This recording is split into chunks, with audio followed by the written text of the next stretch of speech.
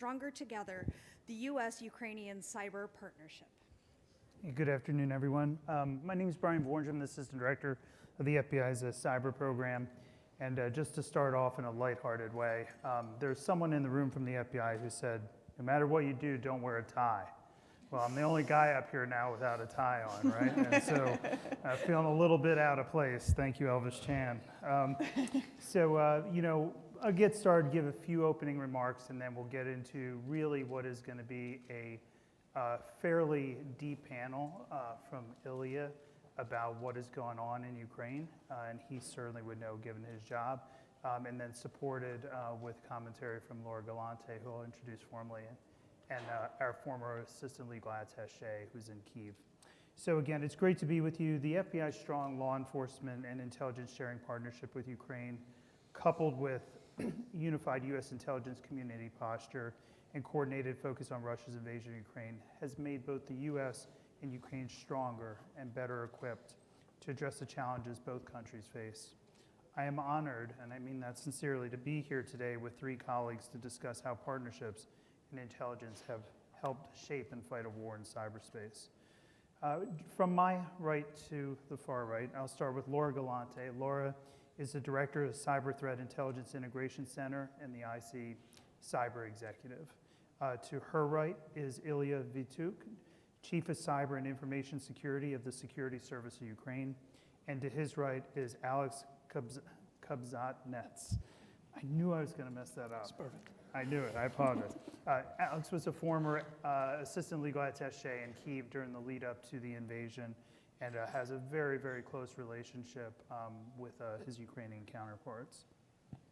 So let's jump right in. So Laura, I'm going to go to you. Can you talk about, set the stage a little bit and tell us how Odie and I described what the intelligence community was seeing pre-invasion? Yeah, thanks, Brian. So let's go back. It now feels like quite a long time ago, but go back to kind of December and January 2022 and December 2021. And what we were seeing from the intelligence community standpoint had two kind of major scenarios. One was this, and it was widely publicized by a variety of cyber intelligence and technology firms and by the Ukrainians themselves. It was a variety of DDoS attacks and then wiper malware that was focused on Ukrainian government and Ukrainian private sector targets. And that rhythm through January of continued attacks were seen as a lot of the precursor that was going on parallel to the intelligence that we were getting around Russian intentions to reinvade and further invade Ukraine in February. The second major element that we were seeing back at this time period was something we felt very strongly about sharing publicly, and that was intelligence that showed Russia's plans and potential propaganda efforts that the Russians were about to or planning to do. And we felt strongly about sharing that intelligence, and that really started to lay out a lot of those weeks leading up to February, where many of our allies and the Ukrainians themselves as well were getting the information that we were sharing very publicly, of course protecting sources and methods, about those Russian intentions and plans. So I'll stop there just to set the scene for where we were back in January and February of last year. Okay. So let's talk a little bit about pre-war preparations and proactive engagement. But before I do that and go to Ilya, I just want to publicly say to Ilya and those here with him how much all of us in the United States support you and what your country is going through. And I would just ask the audience to offer a very brief round of applause and support. Thank you.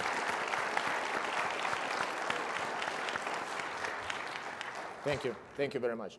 Ilya, could you share how Ukrainian cyber entities prepared for war as tensions mounted and Russia took deliberate steps to escalate the situation?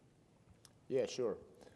First of all, it is important to say that we've encountered Russian cyber aggression in 2014, when the war has actually started with the annexion of Crimea and the war they started in the Donetsk and Luhansk regions of Ukraine. So the number and the massiveness of the cyber attacks have been constantly growing. Some of the attacks were notorious far beyond Ukraine, and I'm speaking about NotPetya, for example. In 2017, more than 30 countries were somehow damaged and suffered from these attacks. Then in 2015, this was the first destructive attack on Ukrainian power grid, cyber attack, I mean. For 6 hours, 250,000 people were without electricity. You won't surprise anyone with that in Ukraine now, but back then it was something extremely new and dangerous. Then in Destroyer in 2016, and again, there were some power outages because of that. So there are no types or combinations of cyber attacks we actually haven't seen. So starting from massive, banal DDoS attacks, stealing data, using wipers, lockers, supply chain, man in the middle, you name it. Everything has happened in Ukraine, and Ukraine has been, for sure, like a testing ground, firing ground for different types of Russian cyber weapons they used. And of course, we tempered and matured during this time. We've done a lot of job to make our legislation better, our procedures. We've invented, refined, then reinvented and re-refined techniques and tools that appear to be successful and effective. If to say about numbers, in 2020, Security Service Ukraine has worked with neutralized around 800 cyber attacks and critical cyber incidents per year. And at that time, we thought that that was a lot. In 2021, we worked with around 1,400 cyber attacks. And last year, the year of the full-scale invasion, it was 4,500. So the growth 3 times from 2021. And actually, almost all of the cybersecurity companies, because it depends how you count these attacks, but all of them say that the growth was about 3 times from 2021 to 2022. Of course, that's because of the full-scale invasion. There was a number of, but there were actually 2 big cyber attacks in the beginning of the year, in January and in February. And we do believe that this was a test of our cybersecurity capabilities. And for us, it was like a dress rehearsal before what happened on February 4th. For instance, in January, they attacked around 70 state entities. And it was everything, so defacing websites, stealing data, wipers and lockers. There was a vast disinformation campaign along with this cyber attack, that is if all the personal data are stolen, etc., etc. And in fact, we handle it, I do believe that pretty well, and no significant damage has been produced with these attacks, and we became even stronger to what was waiting for us in the nearest future. Then they started attacks on February 23 at around 8 p.m. Also, the combination of different attacks, they attacked Viasat satellite communication systems because they were used by our military. So the reason was to accompany the invasion that Russians were about to begin in the morning. Then they also tried to hit with malware, wiping malware, our ministries, and other state entities. We coped with that attack probably by 6 o'clock in the morning, and then switched our focus to disinformation campaign that has started, because the idea was to sow panic and to make us to surrender faster. But they didn't succeed. So that was all that happened in a nutshell, like in 8 years before the actual invasion, and that's how we prepared ourselves to what happened next.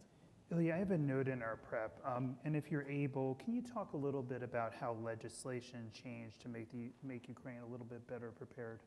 Yeah. So a lot of work. we understood that we need new forms of how we can react quickly and jointly. That's very important. Probably you, all Americans, know how important is it to act jointly after 9/11. So that was something like that for us. Different bodies that were responsible for cybersecurity needed to work collectively without bureaucracy. There should be priorities, and first of all, we've adopted our national cybersecurity strategy. We've adopted a law on that it's about how we need to ensure cybersecurity. Different protocols, how different state entities cooperate with each other.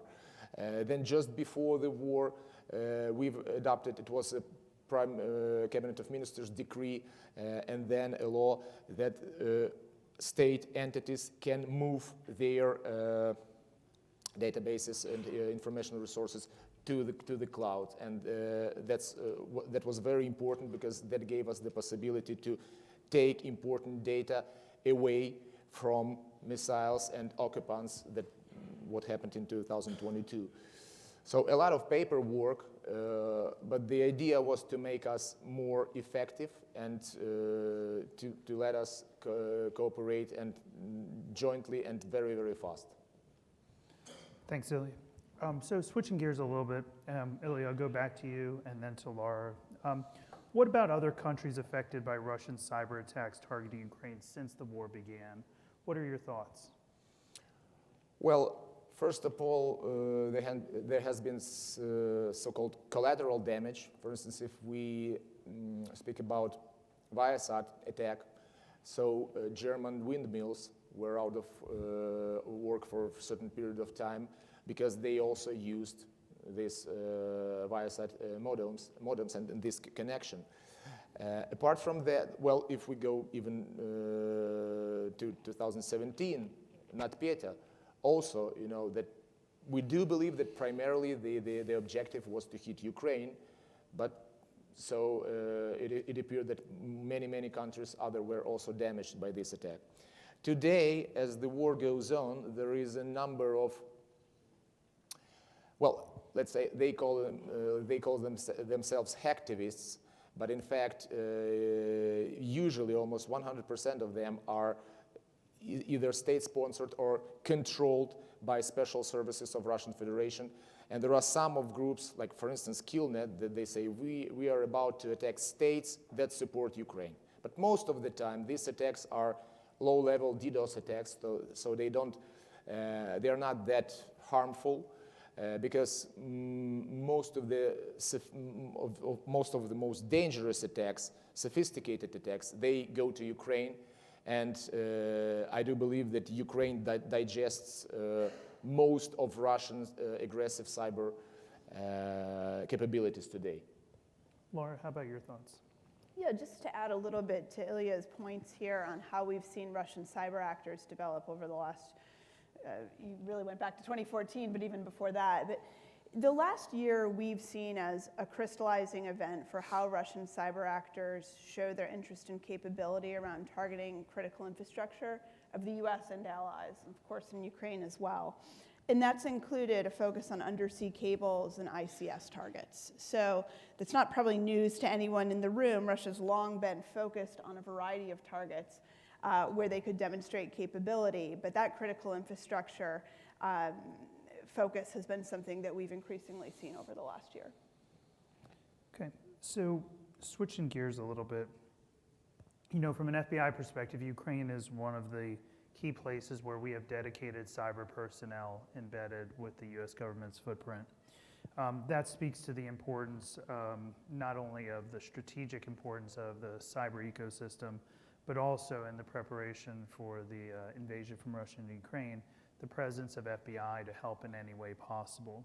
So Alex, can you just talk about your experience? What was it like helping your closest partners prepare for an invasion? And I think as Americans who watch this unfolded, I think it would be interesting for the audience to understand the potential impact not only professionally, but on you personally and the friendships you had in Ukraine and the impact on them personally. Thank you, Brian.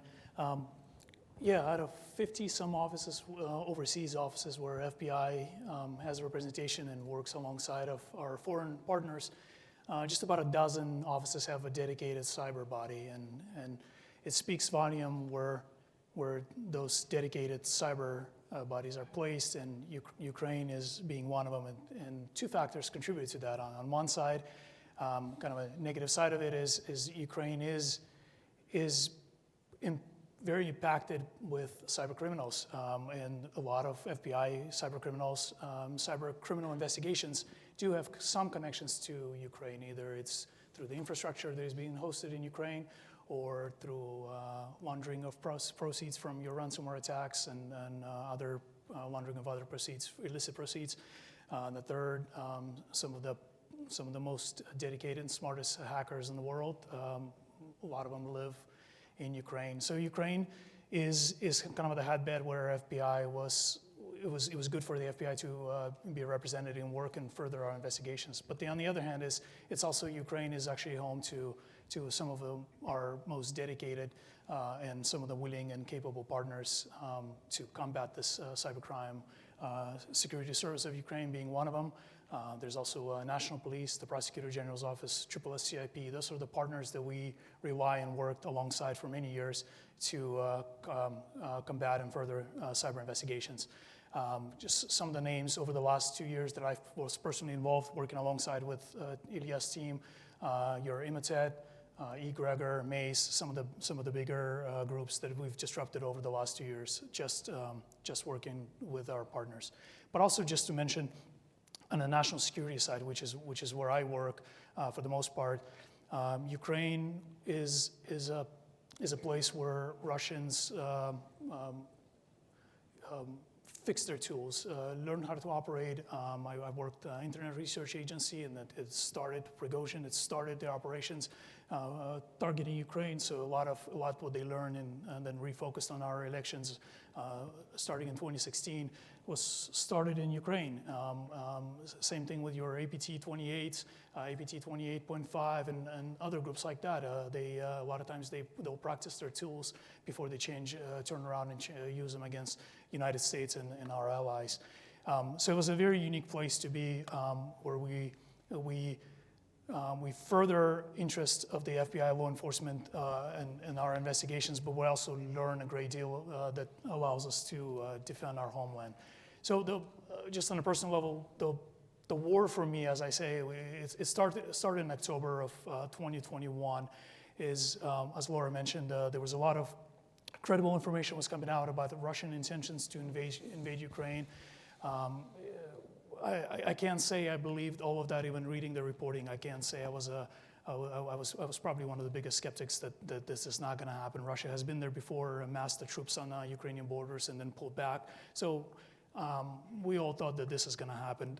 But at the same time, there were preparations being made. So the embassy was full of activity. We were shutting down our operations, getting ready, kind of getting down to the bare minimums. If we need to evacuate, how much stuff can we carry, destruction, what equipment needs to be destroyed, what documents needs to be destroyed, how to evacuate our families. I lived in Ukraine about a year and a half prior to this, so living alongside with my family, my children. So there's also in the back of your mind, if the war starts, how can I get my family out? And at the same time, working along my partners and thinking about things that maybe I never really had to think about. What are going to be my modes of communication with my partners once I evacuate?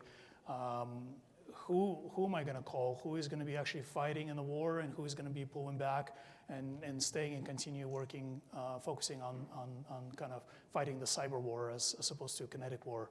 So a lot of these things were happening, and as we were wrapping up, getting closer to the evacuation that happened in February 22, FBI really leaned forward with a lot of our USIC partners.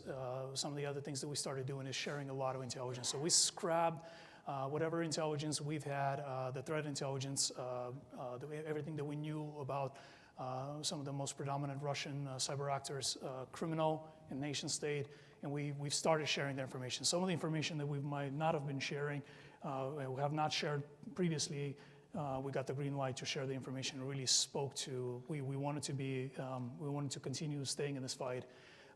So something I say often, I think it might be the first time the FBI was actually in the country that was being invaded by, our joint enemy, as opposed to maybe being part of invasion where U.S. is invading a country. So there was really no manual what I needed to get ready to and how this is going to happen the day after the invasion. So some of it was kind of on the fly. Within the U.S. Embassy, we had a cyber working group. A lot of our USIC partners were part of it. Econ, political section, not the ambassador, the charge of affairs at the time was part of it. So some of the other things we were talking about, who's going to call who's going to be responsible for reaching out to the SBU, who's going to be responsible to reach out to our national police friends, and how this is going to look. So a lot of it was kind of happening on the fly, and we're getting a lot of good attention from our partners. A lot of ridicule to some degree from our partners about the pre-war, but I think we were kind of coming together, realizing the seriousness of the issue. Ilya, how about from your perspective? Any comments on partnerships, whether it's with the U.S. government, private sector organizations? As Benjamin Franklin once said, a good friend is the best possession. So the United States of America has been among those few countries that strongly supported Ukraine since 2014, so long before the invasion. Different kind of support, equipment, software and hardware, financial support, trainings, many different things. And Federal Bureau of Investigation, among all the law enforcement and special services, is of course our top partner. And thanks to them, we've trained a lot. We've seen a lot of best practices, so how the system works in the United States of America. So prior to the invasion, we had a number of interesting joint operations against international cyber criminal groups, including Russians, and that helped us even to penetrate to some Russians hacker groups, and after that we could get some important intelligence from that, get some evidence for our criminal cases, and also we were even able to damage and sometimes even to destroy them from inside. And that's all thanks to the work we've been doing together before. So everything that was said and done before the war has helped us to build the capacity to protect ourselves in future and to defend ourselves better. Of course, we should mention another bright example. Cyber Command, they came to Ukraine shortly before the invasion, and together with them we inspected objects of critical IT infrastructure that usually is under heaviest cyber attacks. So we inspected it and then took measures in order to strengthen the defense capabilities of these objects, and that played a great role because just after the invasion, just as we thought these objects were under heavy and massive cyber attacks. I should mention the private sector. So here, of course, I do believe that probably most of the technological giants started to support Ukraine. Well, we cannot omit SpaceX with their Starlinks. This was indeed extremely important and crucial, especially after attacks on our power grid. Amazon and Google with their cloud services, I mentioned already that we had a possibility to move our databases, information resources to these clouds, and other type of support that they provided. Cybersecurity companies like Mandiant, like Cisco Thales, they provided us almost with unlimited access to their products. Big and small companies, Palo Alto, CrowdStrike, Clearview provided us with licenses free of charge for facial recognition, and we used this information in order to find and convict war criminals, collaborators, traitors. Thousands of them were already found, and some of them already even serve their sentences. So, but you know, there was some emotional part. So there were some companies that helped us from the very, very beginning. And probably you know that since the beginning of the invasion, many people in the world, many countries, they couldn't believe that Ukraine is about to withstand this aggression in all areas, and cyber too. So, for instance, on February 24th, at around 11 o'clock in the morning, we received a phone call from Mandiant, and they had tears in their eyes, and they said, "We are supporting you. You have unlimited access to all of our products, and you have teams dedicated to work for you." I cannot describe what happened in Kyiv. How was it in Kyiv on February 24th? What was that? And for us, it was a psychological game changer. And then many other companies did the same. So, but you know, this was the beginning.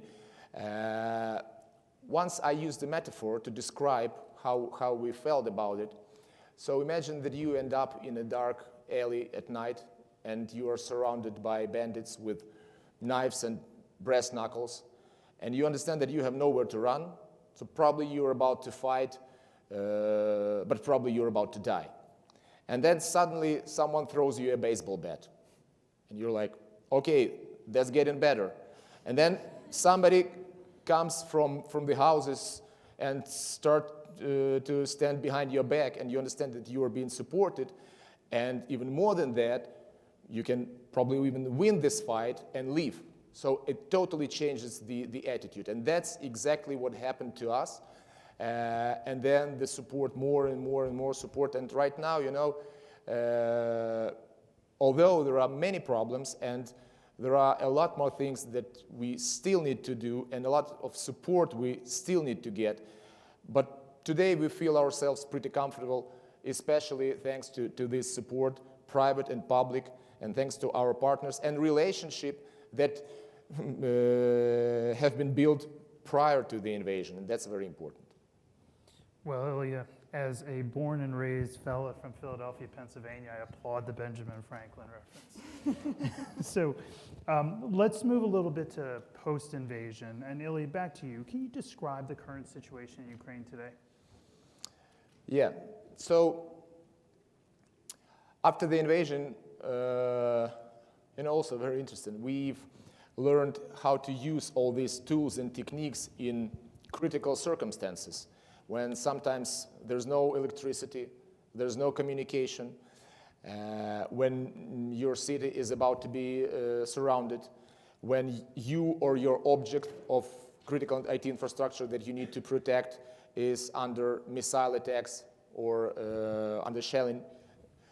And when sometimes you try to reach the system administrator of the ministry that is under cyber attacks, but he's not there, he disappeared because he needs to take his family out of Bucha. So very interesting algorithms that you need to use in these different situations. What Russians did, so they of course hoped that it's going to be a blitzkrieg, and so they used most of the aces they had in their sleeves just before the invasion on this dress rehearsal I mentioned, and during the first days after the invasion. We coped with that attack, and they couldn't reach some strategic goals with that. And then they started to attack, I would say, these were opportunistic attacks. But then after a couple of months, they understood that this war is for a long time, and they changed their tactics and vision. They started to put more emphasis on reconnaissance and of getting important intelligence. They started to plan their destructive attacks. And here it's very important to say that Ukraine copes not with some genius youngsters that are in search for easy money. So these are, most of the time, these are special services that that have this idea and mission to destroy Ukraine, to wipe out its IT infrastructure, to sow panic, to make people suffer for their resistance. So that's totally different when the approach is like that. As they changed, then they try to combine kinetic attacks with psychological operations. That's very important, and that's also one of the area of our responsibility. Each month we witness around 1,000 disinformation campaigns that are launched from Russia. So imagine the massiveness. Then they try to combine kinetic attacks with cyber attacks. So how does it work? Very bright example since October, when they started to hit our power grid, our power plants and energy distribution companies with missiles. Simultaneously, they tried to attack it with cyber tools. But again, the experience we had since 2015, Black Energy and Industroyer, we were already prepared, and they couldn't succeed here, although they tried. Then there was, for instance, in the beginning of March last year, the missile hit the TV tower, and the day before, this TV tower was under cyber attacks. So of course, this combination is not that easy to make, but they try, and they try to evolve to find new techniques. This year, on February 23, just one day before the anniversary, they tried to, again, the same group, APT group, it's how we believe it's GRU, that attacked us back in January 2022.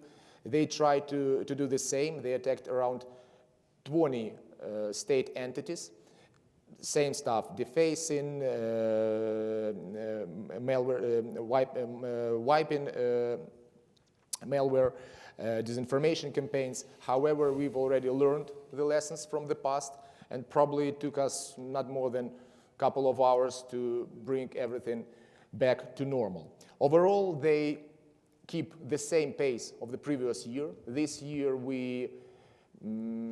so according to our statistics, they conducted around 1,500 cyber attacks that we've worked with.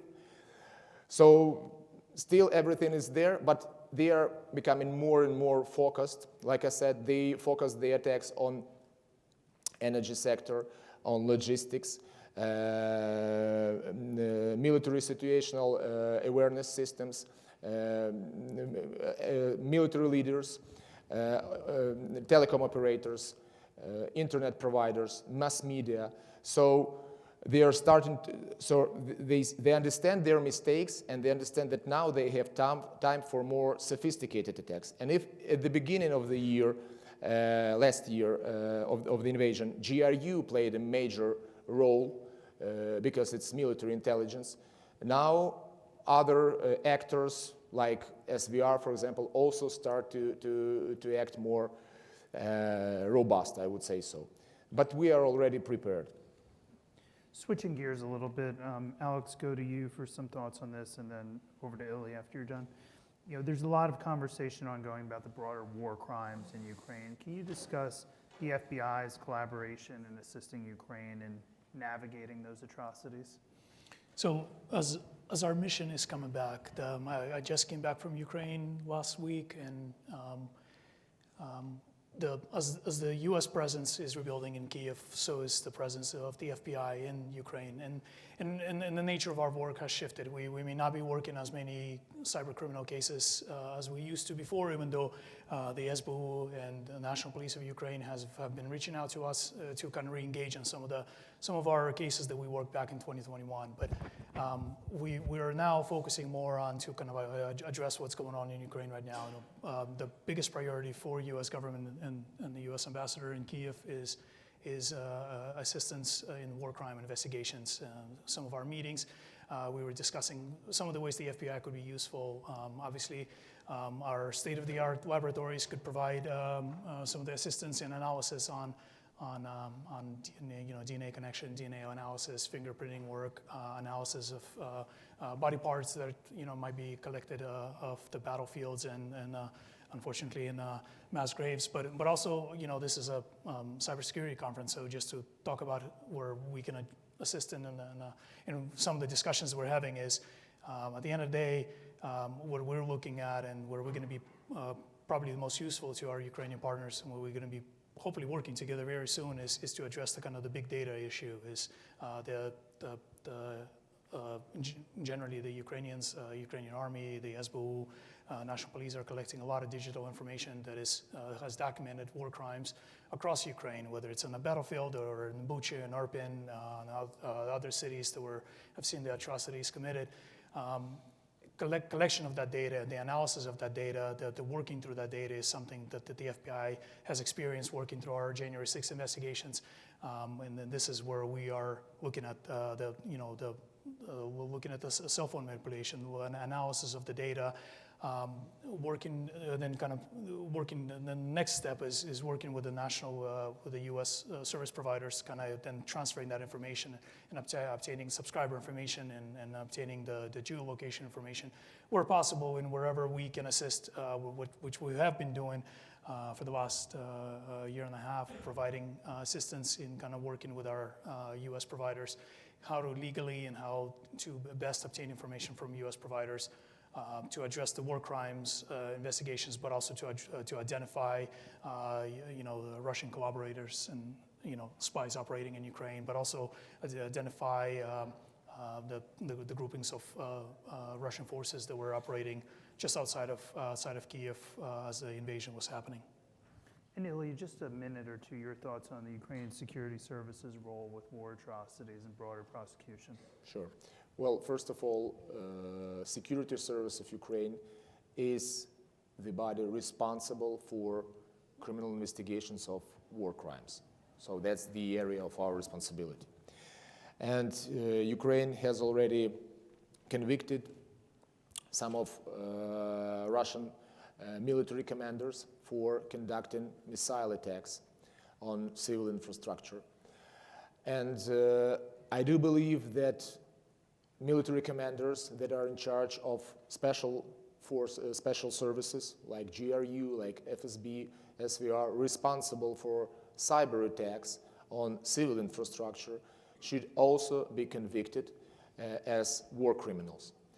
And that's what we do as cyber department. So all of the cyber attacks we counter, we take these materials and put them into criminal cases in order to convict people responsible for these attacks. And not only the one who's sitting with the keyboard, but also with their commanders should be convicted. And we already have some bright examples. In 2021,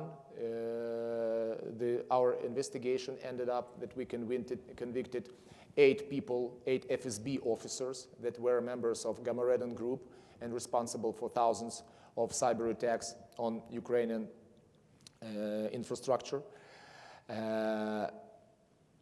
Why is that? Because we were able to penetrate their systems and to understand exactly which person was responsible for which attack and what exactly they did. So this is a very solid case, and now we are working on same cases.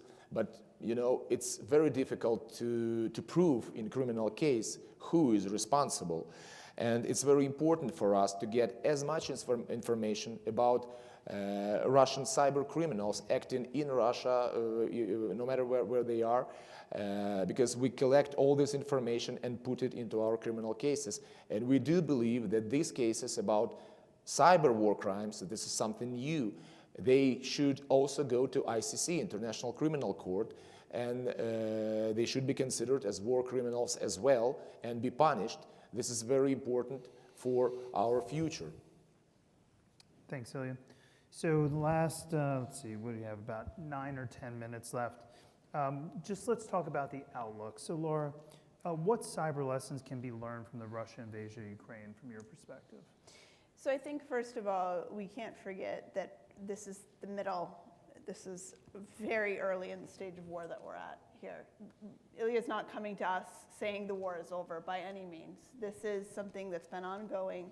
And I know, having spent some pretty significant time in Ukraine before February 24th, this is something that the Ukrainian government, that professionals like Ilya and the defenders on the front line, they have been feeling this heat since 2014, and in some cases even before that. So let us not forget that this is ongoing, and this is going to be something where the sort of triangle of support between the private sector, intelligence companies, technology companies, the US government, and the Ukrainians has really been a key to the place that we're at today, but is going to need to be part of the success to move the war forward as well. So this is something that's ongoing. I think the second piece is this. As we zoom out as the intelligence community and look at some of the lessons we've learned in working closely with the Ukrainians and other allies, we need to think about how we can apply those in another scenario that is at the forefront of a lot of our thinking from a cyber resilience standpoint and on a larger sharing between the US government and other allies, and that's in a China-Taiwan scenario. So the more that we can sort of level up and understand how the Ukrainians have been incredibly successful in a lot of their cyber resilience efforts, the more that those lessons can be put into place as we think about the oncoming types of partnerships that we'll need to defend in a situation like Taiwan and China.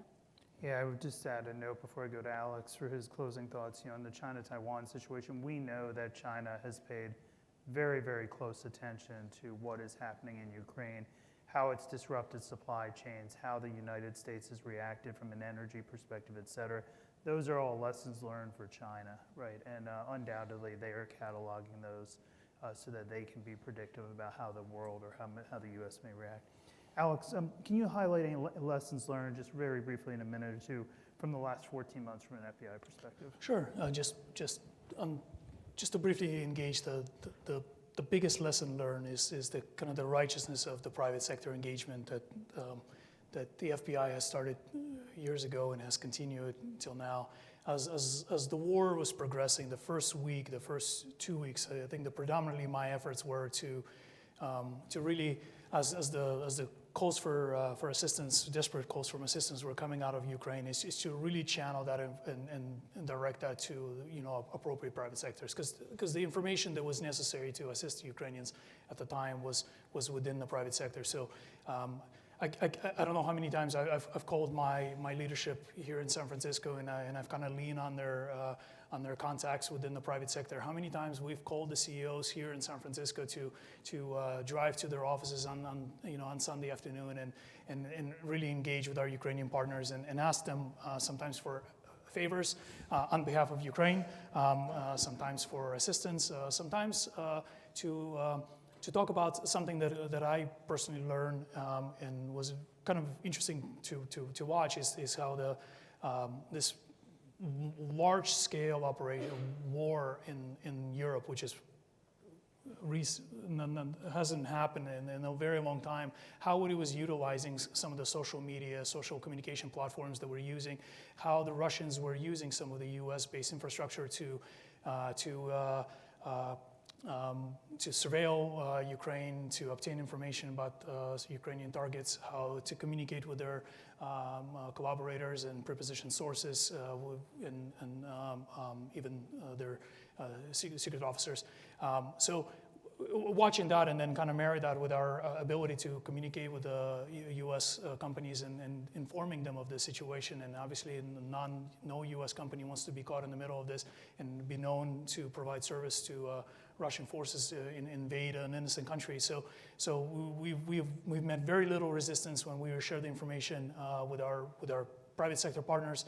And For the most part, most of the companies have established command and control, provided the POC for me, who to call. I could reach out to any company that you name. Some of the bigger providers, I can call them day and night and kind of talk them through how to legally, how to help Ukrainians legally obtain information that was necessary. Thanks, Alex. And Ilya, we have about 4 minutes left. If you can just give us your final thoughts. From my perspective, I do believe that from my Ukrainian perspective, I do believe that the world witnesses first full-scale cyber war. And this is the first example of vast usage of cyber domain along with conventional domain on the battlefield. And of course, Ukraine has this unique experience no other country has. And we are ready to share this experience. I do believe that not even after this war, even earlier, some doctrines, maybe not NATO doctrines, will be changed because of what happened in Ukraine and how we reacted on this. I do believe that small countries can take this knowledge we have and understand that they can withstand such a big powers only in alliances. It's very important. And in our work, we try to stick to holistic approach. As security service of Ukraine, we have a number of responsibility, starting from acting as a third team and conducted incident response, deploying XDR decisions, installing security event event management systems, etc., etc. Our counterintelligence job, which is the most important part, because, like I said, our adversary are usually special services, military intelligence, intelligence. So we also conduct criminal investigation. We also conduct what is called defending forward or active defense or offensive operation, no matter what, because we need to get the intelligence from them. We need to understand where they are about to hit next.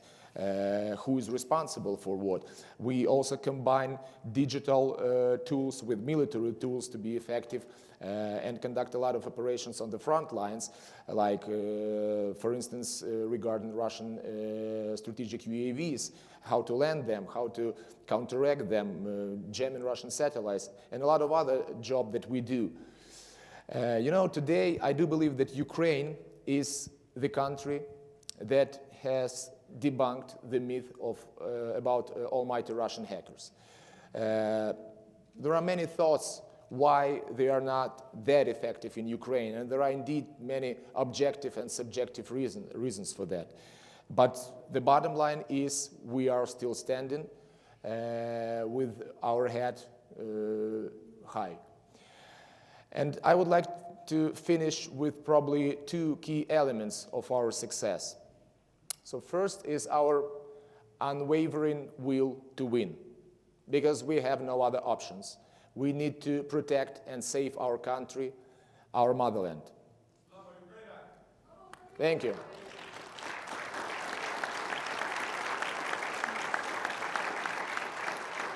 Thank you very much. Thank you. Героям слава. And second, this is our experience since 2014 that helps us to be adaptive, innovative, effective. But you know what? There's also number three, and it's crucial. This is the support of our partners, of our allies, your support. Because when you fight such a big and powerful enemy as Russia is, you cannot win on your own. But this Goliath has to fall. And I do believe that one day, after our victory, we will say in the words of Abraham Lincoln, "I'm a success today because I had a friend who believed in me." Thank you for your support.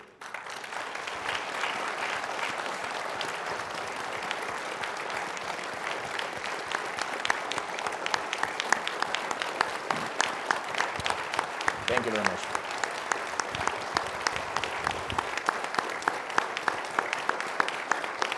Thank you for your support. Thank you very much. Okay. Brian, thank you for your support. I will just close this with the following. I cannot top how you close, but I'll add one little tidbit. I first met Ilya in July of last year in New York City at Fordham University, and I said to him, "Hey, how you doing?" and he said, you know, I was in Kiev on February 24th, and I saw a missile hit a building, and I thought there's no other place I'd rather be than right here. We applaud you for your loyalty. As 3 people who swore oaths, we understand we're there with you, okay? Thank you very much. Thank you, Brian. Thanks, Alex. Thanks, Mark.